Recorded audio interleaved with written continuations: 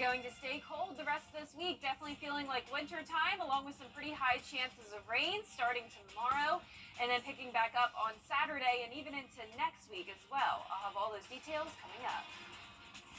Now at 10, the owner of Skateland speaking out what she's saying after fights broke out over the weekend. Also ahead, a look at what happened in Columbia County as commissioners discussed rezonings and revisions at tonight's meeting.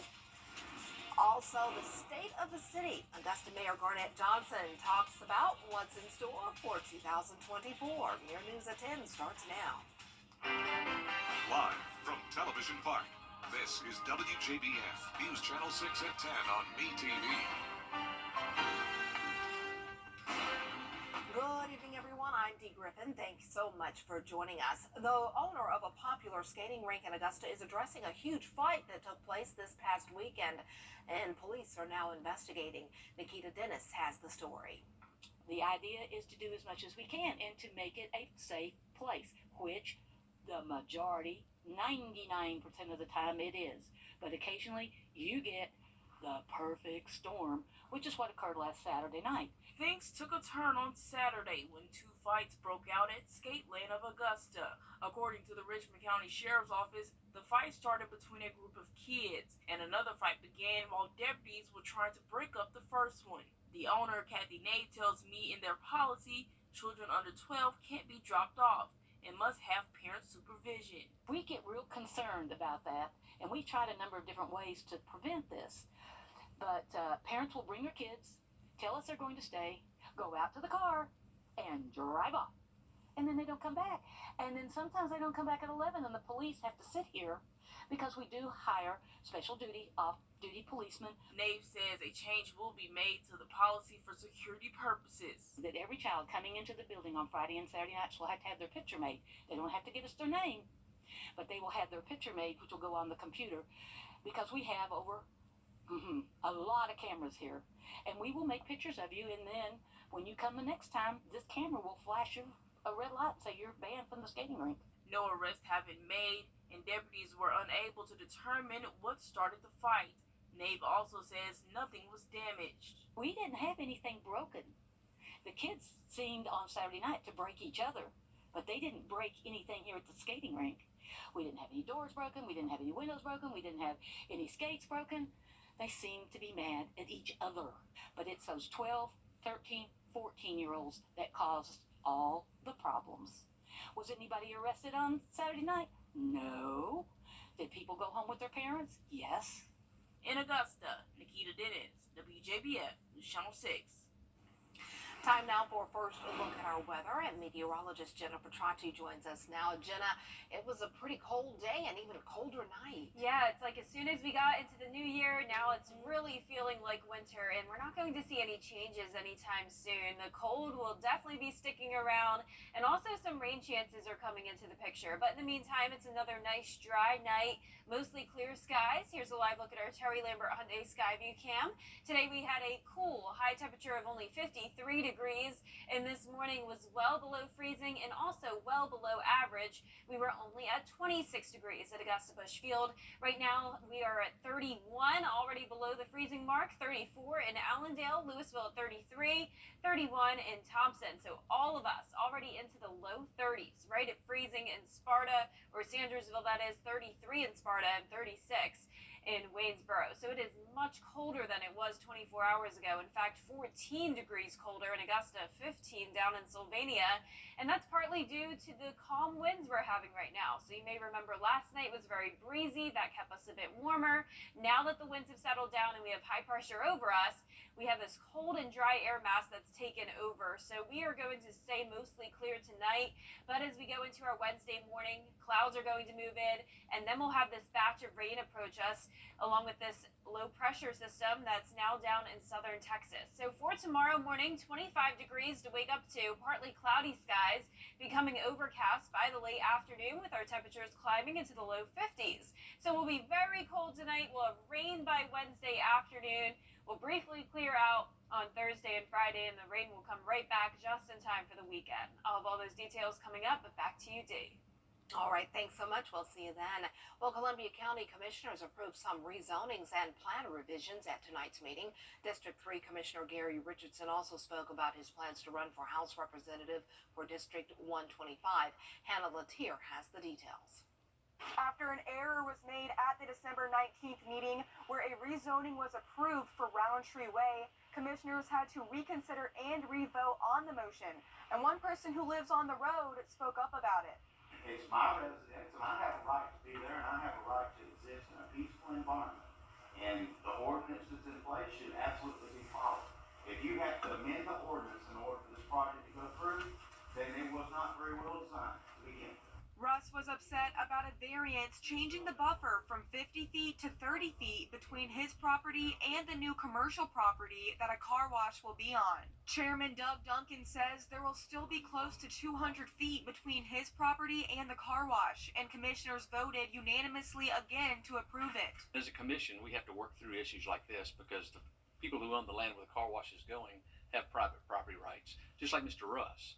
And so we gave the property right folks a variance, but then also gave Mr. Russ 40 extra feet over. So it was splitting the baby, but it should work for everyone. Commissioners also voted to approve the plan revision for an indoor pickleball court, hardware store, and greenhouse on Fury's Ferry Road. And it was one of the last meetings for District 3 Commissioner Gary Richardson, who was hoping to secure the seat of District 125 House Representative. I've served 8 years on the Board of Commissioners, and my term was winding down, so this opportunity came up, and to be able to serve this area and the citizens of McDuffie and Columbia County, I'm just excited for the opportunity to be able to address that. The car wash owner tells me construction should start in the next 90 days, and the pickleball court owner tells me he would like for it to be open by spring. In Evans, Hannah Latier, WJBF News Channel 6. Some pushback on Augusta commissioners considering changes that would affect Sunday bars being open this year. A state law allows bars that don't serve food to open one Sunday a year. As you know, this past year, commissioners selected Super Bowl Sunday. But after a pushback, commissioners are now looking at changing that to Cinco de Mayo, which falls on Sunday this year. But now other owners are not in favor of making the change. I absolutely despise it. Okay, that's number one, because I'm a sports bar. So Super Bowl Sunday does great for me. And I understand the problems with having all the bars have one day. Why can't we pick our own day, each month? Because all the bars are different. Commissioners voted to survey bar owners on which Sunday they want to be open and then vote on a final decision next week. Augusta Mayor Garnett Johnson giving his first State of the City address to the community today. Graham Lee has more on his big plans for 2024. It's a new year for the city of Augusta and for Mayor Garnett Johnson. We're excited about what's going to happen in 2024. The momentum is going to continue. In his first State of the City address, he discussed the progress the city made in 2023, including a $6.2 million investment for more transit options for those in the community, and the city being named one of 5 workforce hubs in the country by the Biden-Harris administration. That was a huge win for a city the size of Augusta. It just shows that we put in some great relationships in Washington that enable us to create higher-paying jobs, create the training, the pathways to those high-paying jobs in this region, which is desperately needed. One of his biggest talking points is the push for more affordable housing in our area. Augusta's first tiny home village is expected to go up by the end of the year. Commissioner Jordan Johnson says this is a critical effort on the agenda for 2024.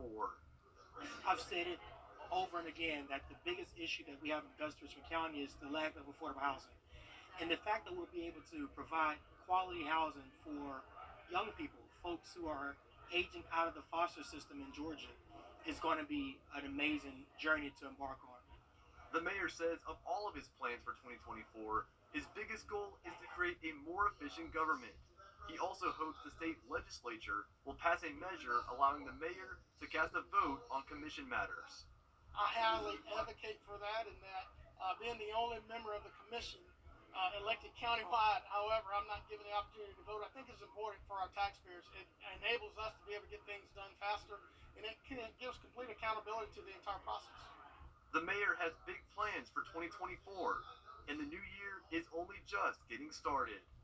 In Augusta, Graham Lee, WJBF, News Channel 6. Still ahead, Jenna has a full look at your forecast.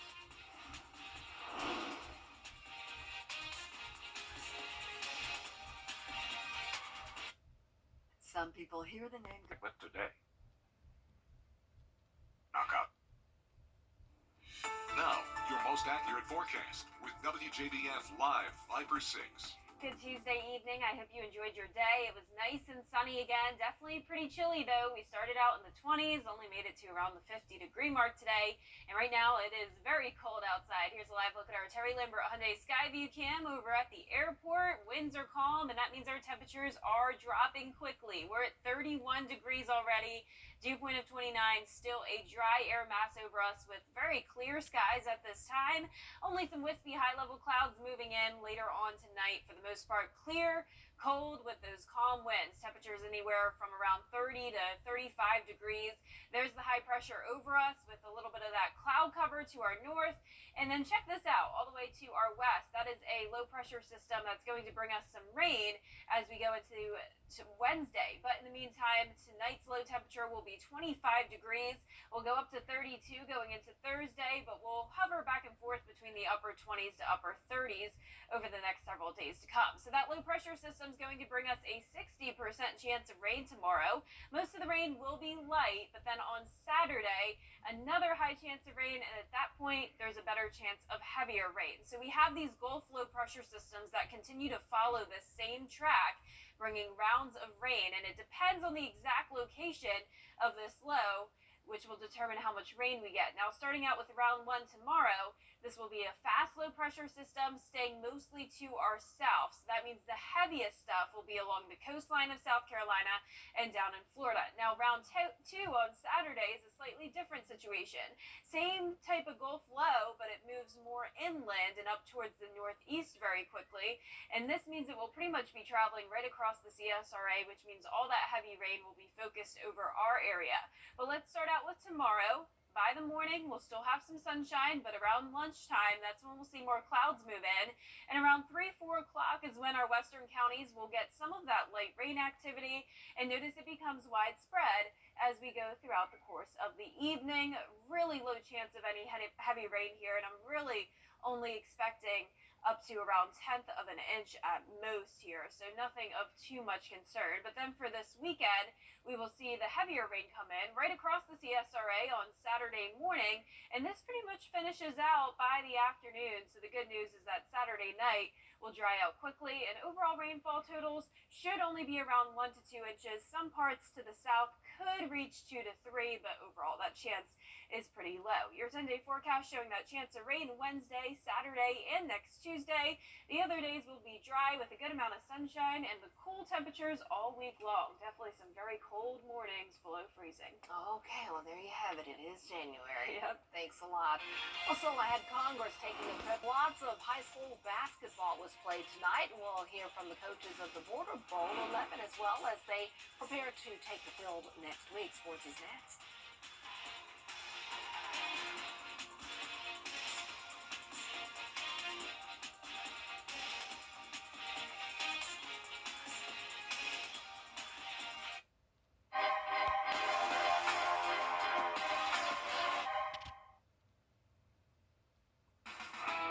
Now, WJBF sports coverage you can count on. It was a very special night over at Thompson High School on Tuesday as one girls basketball player hit a major milestone. Jada Kendrick had over 980 career points coming into Tuesday's game, and in the second quarter, she hit that lay-in to make it 1,000. There was a celebration at midcourt with her team, her friends, her family, and a trophy to commemorate Jada's efforts. But after all of that excitement, it was time to get back to work, and Jada re-entered the game to finish out the half with the Bulldogs leading 36-8.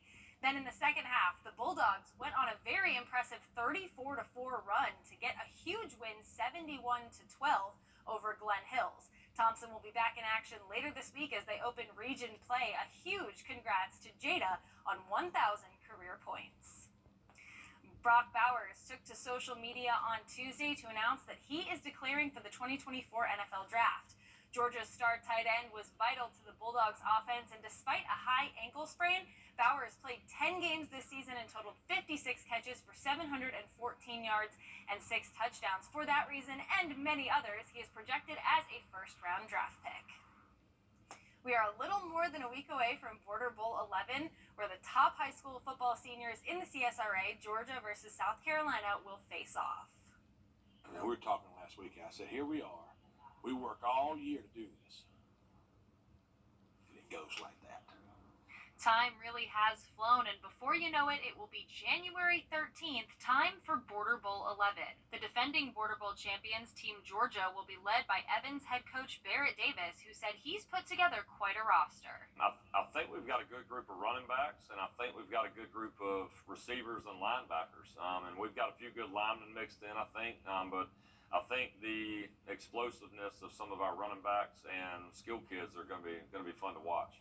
And for Team South Carolina, Barnwell head coach Brian Smith will be leading the charge. He says they have strengths all over the board, but especially on defense. I think we've got a great group. I think our defensive front is going to be really good. Those guys have really had great years. And then on the offensive side, we got some guys who are magic with the football, and it's going to make for a fun ball game.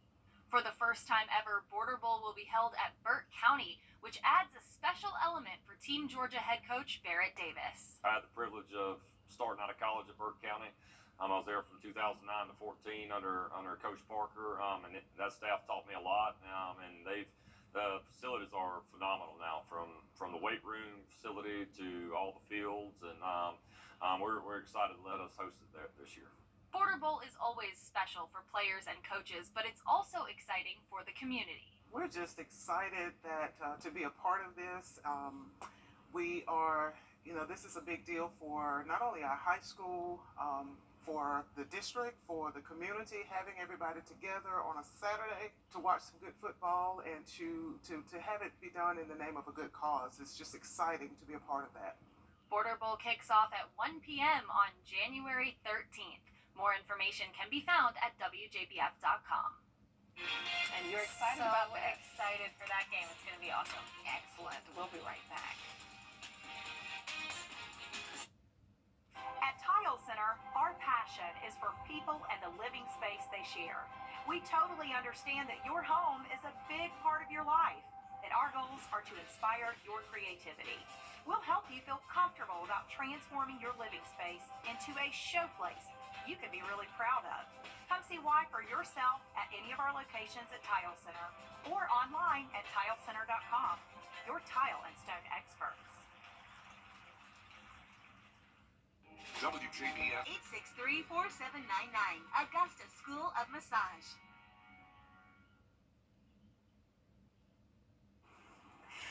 Last but not least, in Lake Norman, North Carolina, a New Year's tradition is giving people chills. It's water skiing that requires a little bit of courage. Jackson Anderson and Corey Epps show us some shoeless stalwarts who braved a very cold New Year's Day. This is really a sport for virtually any age. Straighten your arm. That guy over there behind you is 81 years old and he's still doing it. It's not normal to come out here in like 50-degree water temps. The New Year's Day competition is a challenge of cold, and you get to compete against other skiers. Steering firstly, let's take off the knot. So you want to kind of lean back, sit kind of like you're doing a chair, and try and flex your feet back as much as you can so that your toes don't catch the water and you go flying forward. You get 60 points for the start. That was a pretty quick run, 16 seconds. Total score, 76. Barefooting is very fun. It's just, usually the falls aren't too bad. They can be a little bit painful at the start, but they usually go away. And it's weird. It never hurts your feet. People seem to keep coming, and it's an event on New Year's Day.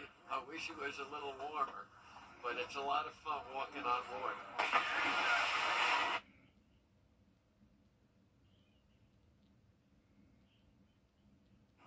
I would be stuck after the initial drop in, like, right? just shocked from the coldness. Yeah, I mean, I can't even do regular skiing No. on the snow or the water, Right. let alone barefoot. Bare feet. That that looks scary, but kind of fun. It's very The cool. kid said it looks kind of fun. It's so creative. There you go. Very scary. Well, for a 10-day forecast, we're going to see some rain tomorrow. It will be very light, though, cloudy and breezy, cold temperatures.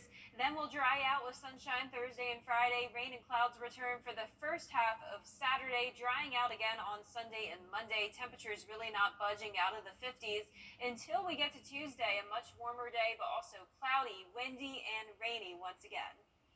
And there you have it. The news continues at the top of the hour on WJBF News Channel 6 and 11. Yes, it does. And right here, Hogan's Heroes is next on WTV.